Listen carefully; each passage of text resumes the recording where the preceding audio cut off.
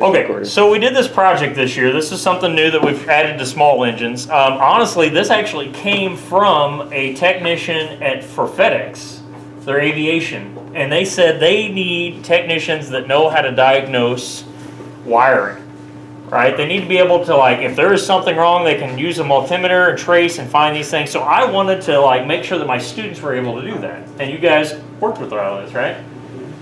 So Cody and Jasper here, they wired up one of these training boards much like this, and we had an ignition switch. And what all the ignition switch control? It controls the lights as well as the clutch. The PTO clutch, the yeah. PTO clutch, as well as the starter. There we go, cool. So they've got it set up to where this actually can control our starter. We've got it hooked up to a battery. Runs through a fuse panel, so they actually had to debug some of these things during the test and figure out like what maybe was wrong with some of this, right? So it's kind of neat. We had headlights that worked, and then if the key switch is off, that turns it off. That's kind of nice. Same thing with the PTO clutch. Obviously, it doesn't spin, but it does either free spins or locks down. So that's kind of nice. And we can see that the key switch also cuts that off as well.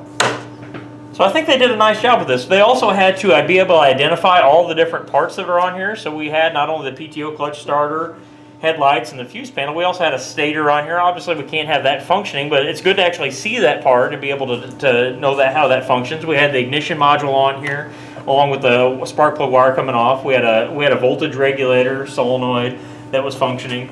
So it was overall a really good project. You guys enjoy doing this kind of thing? Yeah. It was terrifying. We had a guy named Nathan almost blow up the entire class. Oh, no. He was just learning. It was just learning.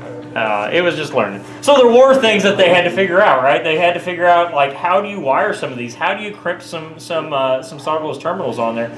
What not to do sometimes. Nathan, I think, learned some of that, right? Yeah, definitely. Don't connect with the wrench. Right, yeah. We did figure out that, hey, this thing is live, and maybe there's a safe way that we need to actually function with whenever we're working on vehicles and stuff. I would say some tips. So we actually did a test on this at the end. So I actually came in and bugged some things. I had one where the wrong plug was on the ignition terminal for the bulb and the PTO, so that they had to look at the wiring diagram and figure that out. We had one where it just had a blown fuse, one where just a bulb was loose, one where the ground wire for the solenoid was off.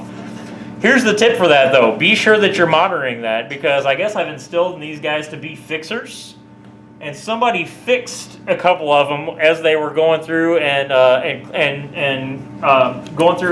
diagnosing some of the boards. So we got to make sure that that's the same and a level playing field for everybody, right? All right. Well, good. Do you guys think you guys can use this later on in life? Yeah, maybe. Possibly. Yeah. Do you know more now than you knew 2 weeks ago? Definitely. Yes. All right. Well, that's good. That's the goal. We gain knowledge. All right. There you go, cool.